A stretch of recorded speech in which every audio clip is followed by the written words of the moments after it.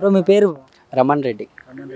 ఏంటి బ్రో మరి పరిస్థితి ఏంటి? ఎన్నికల సమయం అయితే దగ్గరకు వచ్చేసింది. మరి జగన్మోహన్ రెడ్డి గారిని గద్దె దించడమే మా ముఖ్య లక్ష్యంగా నారా లోకేష్ కానివ్వండి, పవన్ కళ్యాణ్ కానివ్వండి, చంద్రబాబు కానివ్వండి చెప్తున్నారు కదా, వాటి గురించి మీరేం చెప్తారు? గద్దె వాళ్ళు దింపడం ఏంది, ఆల్రెడీ వాళ్ళు గద్దె దిగిపోయినారు కదా. 2019 ఎలక్షన్లో నారా లోకేష్ కానీ చంద్రబాబు నాయుడు కానీ తుప్పటి కప్పుకొని 23 సీట్లకి అంకితం అయిపోయారు. వాళ్ళు గద్దె దించేదన్న ప్రజలు డిసైడ్ చేస్తారు ఎవరిని గద్దె దించాలని. వాళ్ళు ఆల్రెడీ దించినారు కాబట్టి వాళ్ళు ఏం చెప్పుకోలేక గద్దె దించుతామని వాళ్ళు దిగింది గడ్డపారం మళ్ళీ పక్కన వాళ్ళది ఎట్లా బయటికి లాగాలని ఆలోచించుకుంటున్నారు వాళ్ళు. నువ్వు 2024 ఎలక్షన్లో జగన్ అన్నే మళ్ళీ సీఎం అవుతాడు.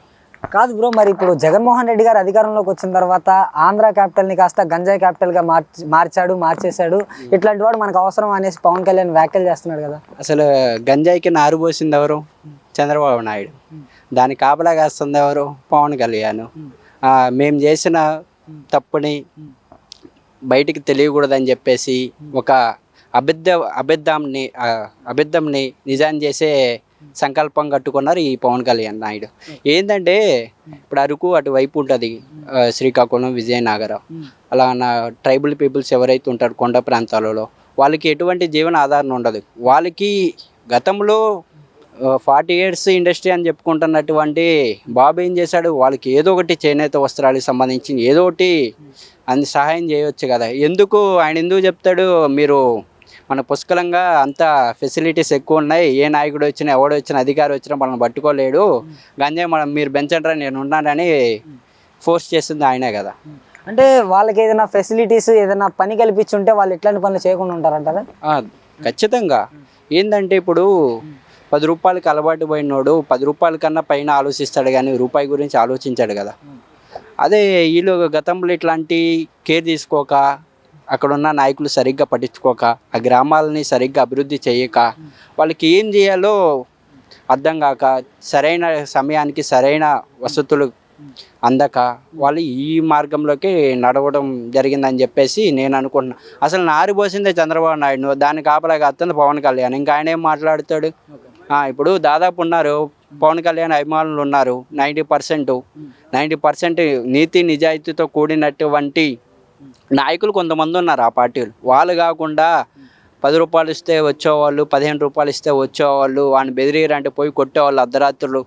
ఎక్కువ 90% ఓట్లు లేని వాళ్ళు మొత్తం పవన్ కళ్యాణ్ అమ్మటే ఉండా. మరి ఇప్పుడు మనం ప్రస్తుత రాజకీయాలు చూసుకుంటే అంబటి రాయుడు గారు వైఎస్ఆర్సీపీకి మగ్గు చూపి కొద్ది కాలంలోనే జనసేనలోకి చేరడం వాళ్ళకి కారణాలు ఏమై ఉండొచ్చు అంటారు? నాకు తెలిసి ఆయన వైఎస్ జగన్మోహన్ రెడ్డి గారి దగ్గరికి వచ్చేసి పార్టీలో చేరడం జరిగింది. పార్టీలో చేరక ముందు నుంచి యాక్టివ్ అవ్వడం జరిగింది. గుంటూరు డిస్టిక్లో ఆ సమీపంలో ప్రతి గవర్నమెంట్ స్కూల్స్కి, అభివృద్ధి పనులకి, అదే జగనన్న ప్రవేశపెట్టినట్టు ఏవైనా సంక్షేమ పదాలకి ఇచ్చేసి జగనన్న ఈజ్ ద గ్రేట్ అని చెప్పేసి ఆయన మాటలోనే అన్నాడు. ఆయన ఎక్కడ ఫ్రేమ్ వస్తుంది అంబటి రాయుడికి అని చెప్పేసి ఆయనకి రోజు ఇన్ఫ్లుయెన్స్ పెరుగుతుంది ఈ పార్టీలు అని చెప్పేసి పవన్ కళ్యాణ్ ఆలోచన పెట్టుకున్నాడు. అరే నేను ఓడిపోతే గుంటూరు ఇంకా నాకే ఒక సీటు లేదు, ఇంక వేరే వాళ్ళని తీసుకొని వస్తే ఏం సీటులు, మేమంతా సెలబ్రిటీస్లు, మాకు హై ఫ్రేమ్ ఉంది, వీళ్ళ దగ్గరికి మనం వెళ్ళేది ఏంది అని చెప్పేసి ఆయన ప్యాకేజ్ ఇప్పించి అంబటి రాయుడిని మాయమాటలు చెప్పి లాక్కున్నాడు. మరి ఇప్పుడు ఇలా జరుగుతున్న తరుణంలో ఈ చంద్రబాబు నాయుడు వాళ్ళ పార్టీ వాళ్ళు కానివ్వండి, తెలుగుదేశం పార్టీ వాళ్ళు కానివ్వండి, జనసేన పార్టీ వాళ్ళు కానివ్వండి ఏమని చెప్తున్నారంటే ఈ వైఎస్ఆర్సీపీ పార్టీ పని అయిపోయింది, వాళ్ళకి అర్థమైపోతుంది, అందుకనే టీడీపీలోకి ఈ జనసేన పార్టీలోకి చేరుతున్నారు వైఎస్ఆర్సీపీ నాయకులు, శ్రేణులంతా చేరుతున్నారు అనేసి చెప్తున్నారు కదా. అదన్నా అది వాళ్ళ ఇష్టం అన్న. ఒక్కొక్కరు ఆలోచనలు ఒక్కొక్క విధంగా ఉంటాయి. నా ఆలోచన ఒక విధంగా ఉంటుంది, పవన్ కళ్యాణ్ ఆలోచన ఒక విధంగా ఉంటుంది, బాబు ఆలోచన ఒక విధంగా ఉంటుంది.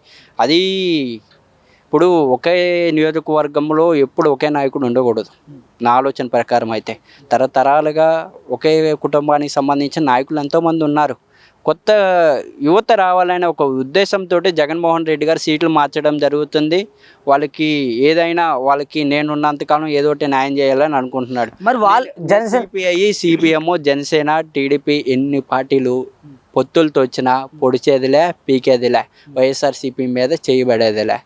అది మరి వాళ్ళు కూడా అదే చెబుతున్నారు కదా, యువతకు అవకాశం ఇద్దాం, జగన్మోహన్ రెడ్డికి ఎందుకు దగ్గర దగ్గర 50 సంవత్సరాలు వచ్చాయి, పవన్ కళ్యాణ్ గారికి అవకాశం ఇద్దాం, యువతకు మంచి చేస్తా అంటున్నాడు, డెవలప్మెంట్ చేస్తా అంటున్నాడు. ఇప్పుడు 5 ఏళ్ళు చూసారు కదా జగన్మోహన్ రెడ్డిని, పవన్ కళ్యాణ్ గారిని చూద్దాం అనేసి కూడా జన సైనికులు అంటున్నారు కదా. జన సైనికుల వాళ్ళ మాట మీద నికరం లేని వ్యక్తులు వాళ్ళు ఎందుకు అంటారన్న? 2014లో టీడీపీ తోటి పొత్తు కలుపుకున్నాడు. అవగాహన లేదు రాజకీయాల మీద, ఇంకొక ఆలోచన ప్రకారంగా ఆయన డిసిషన్ తీసుకోవచ్చు. పార్టీ కోసము జనసేన సైనికులు వాళ్ళ ఇంట్లో పొలాలు అమ్మి, దుస్తులు అవే బంగారం అమ్మి, వాళ్ళ తల్లిదండ్రులను చిత్రహింసలు పెట్టి పైసలు తీసుకొని వచ్చి బ్యానర్లు కట్టి పోజులు కొట్టినారే తప్పక ఏం లేదు. తర్వాత 2019 ఎలక్షన్లు వచ్చాయి, అదే పని చేశాడు మళ్ళీ. ఆ జన సైనికుల్లోనే నా ఫ్రెండ్స్లు దాదాపు 30-40 మంది. అన్న మీ పార్టీ అన్న నయం అన్న, సింగిల్గా వస్తుంది, ఒకే మాట మీద నికరంగా ఉంటున్నారు, మా ఓడు ఉన్నాడన్న దేనికి పనికినాడు, మాకు ఎటువంటి ఆధారం లేదు, మీరు ఏదన్నా ఆఫీస్ దగ్గరికి వెళ్ళినా ఎక్కడికి వెళ్ళినా మీకు ఇల్లు ఇస్తున్నారు, మాకేం ఇస్తున్నారన్న, అవసరమైతే అన్న ర్యాలీలు అయితే 100 రూపాయలు ఇచ్చి పెట్రోల్ కొట్టించి ర్యాలీలు తీసుకొని పోతున్నారు తప్ప. కానీ ఎంతోమంది జన సైనికులు నాతో వినిపించుకున్నారు. మరి ఇప్పుడు ఈ పరిస్థితి జన సైనికులకి అంత అవసరం ఏంటి, ఇంకా కూడా జనసేన వైపు ఎందుకున్నారంటారు వాళ్ళు చెప్పే మాయ పకీరు మాటలుగా నమ్ముతున్నారు.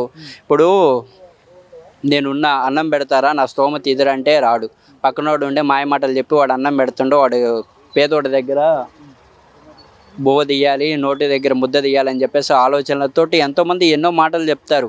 ఇప్పుడు అదే చంద్రబాబు నాయుడు కానీ పవన్ కళ్యాణ్ కానీ నేను రూపాయి ఇస్తున్నానంటే వాళ్ళు 10 రూపాయల ఆస్తు చూపుతున్నారు. దాని మీద ఒక ఏదోటి ఆయన వస్తే ఏదోటి చేస్తాడని. తర్వాత మళ్ళీ తెలంగాణలో ఏ పరిస్థితి, ఇప్పుడు ఆధార్ కార్డులకి వీటికి రోడ్ల మీద నిలబడే అవకాశం వచ్చింది, పరిస్థితి వచ్చింది. అదే ఇక్కడ ఏముంది, మళ్ళీ వస్తే ఇంకా ఇంప్లిమెంటేషన్ అవుతుంది, ఇంకా డెవలపింగ్ అవుతున్న స్టేట్ కాబట్టి ఇంకా వనరులు కావాల్సింది కాబట్టి నాకు తెలిసి దాదాపు 2-3 సంవత్సరాల్లో ఒక డెవలప్డ్ స్టేట్ అయిపోతుంది. ఇప్పుడు ఎందుకన్నా ఎడ్యుకేషన్ పరంగా కేరళ మీద కన్నా మించిపోయింది మంది. అన్నీ ఎవరైనా ఇప్పుడు ఆయన ఉన్నాడు రాహుల్ గాంధీ, ఆయనే చూస్తున్నాడు. నవరత్నాలకు సంబంధించిన సచివాలయాలు కానీ జగన్ గారు బాగా ఇంప్లిమెంటేషన్ చేశారు, నేను కూడా అదే పెడతానని చెప్పేసి దేశం మొత్తం అని వినిపించుకుంటున్నాడు. అది మరి చంద్రబాబు నాయుడు గారు ఓపెన్ స్టేజ్ మీద సవాల్ విసురుతున్నారు, నీ సీటు గల్లంతు చేస్తా, సొంత జిల్లాలోనే ఓడిస్తా, ఖబర్దార్ జగన్ అనేసి చంద్రబాబు నాయుడు గారు సవాల్ విసురుతున్నారు కదా. కుప్పంలోనూ వాడు కూడలేదు, పులివెందులో పోయి ఎంపీగుతుడా, ఆడ సింహం అన్న ఉంది, జగన్ అన్నకి ఎదురు నిలబడే వ్యక్తి లేడాడా. ఎవడు ఎన్ని వచ్చినా, ఎన్ని కుతంత్రాలు చేసినా, ఎన్ని కుళ్ళులు చేసినా 2 రోజులే తప్పగా మరుసటి రోజు అంతా జగన్ గారినే నమ్ముకుంటారు. అన్న కుప్పంలోనే వాళ్ళ గ్రామంలో ఉన్నటువంటి స్కూల్స్ కానీ, ఆ కుప్పంలో ఉన్నటువంటి బస్ స్టాండ్స్ కానీ, తెలంగాణలో ఏవైతే బస్ స్టాండ్స్ ఎలా ఉంటాయో అలానే ఉన్నాయి. ఎటువంటి అభివృద్ధి లేదు, ఎటువంటి లేదు. జగన్ గారు వచ్చిన తర్వాత మనకు ఆపోజిట్ పర్సన్ గ్రామాన్ని కూడా భేదం చూడకుండా మంచి చేసిన వ్యక్తి జగన్మోహన్ రెడ్డి గారు. అది మరి జగన్మోహన్ రెడ్డి గారు భయపడటం జరుగుతుంది, వీళ్ళిద్దరు పొత్తు చూసి 2024లో ఓడిపోతాడని వైఎస్ఆర్సీపీ పార్టీకి అర్థమైందనేసి చెబుతున్నారు కదా. ఎవరు ప్రజలు అంటున్నారా? అబ్బో చాలా ఉంది వ్యవహారం. ఇప్పుడు ఇద్దరు వ్యక్తులు వస్తే ఏమవుతుందన్న, 2019లో కలిసి రాలేదా, 2014లో కలిసి రాలేదా, అదే మూడోసారి ముండల్లాగా కలిసి వస్తున్నారు. ఏముంది, ఎంతమంది కలిసి వచ్చినా కానీ గెలిచేది జగన్మోహన్ రెడ్డి గారి. ఎప్పుడు సింగిల్ సింహంగానే పోటీ చేస్తుంది కానీ గుంపుల్లాగా గొర్రెల గుంపులుగా రాదన్న. ఒక ఫైనల్గా జగన్మోహన్ రెడ్డి గారు చూడబోతేనేమో 170 స్థానాలు గెలవాలి అనేసి చెబుతున్నారు. జగన్మోహన్ రెడ్డి గారు ఎన్ని స్థానాల్లో గెలవచ్చని మీరు అనుకుంటున్నారు? నా అవకాశం బట్టి, గ్రౌండ్ లెవెల్లో వర్క్ని బట్టి ఏదైతే ఉన్నదో 175 స్థానాలలో ప్రజలు పట్ల ఎంతోమంది నాయకులు మంచిగా వాళ్ళు ఏదైనా సమస్య మీద వెళ్ళినా కానీ ప్రయత్నించే అవకాశాలు ఉన్నాయి. గతంలో ఒక టీడీపీ ఆఫీస్ దగ్గరికి వెళ్ళి అన్న మాది సమస్య అంటే పరిష్కరించడు. ఇప్పుడు కేంద్ర కార్యాలయము తాడేపల్లికి ఏదైనా సమస్య మీద వెళితే నారాయణమూర్తి సార్ గారు కానీ, అదేవిధంగా మన ఈ ప్రగతి చైర్మన్ హర్షవర్ధన్ రెడ్డి అన్నయ్య గారు కానీ, వాళ్ళ దృష్టికి ఏది వచ్చినా సీఎంఓ ఆఫీస్ దాకా తీసుకొని వెళ్ళి దాన్ని సాల్వ్ చేసే పని చేస్తున్నారు వాళ్ళు.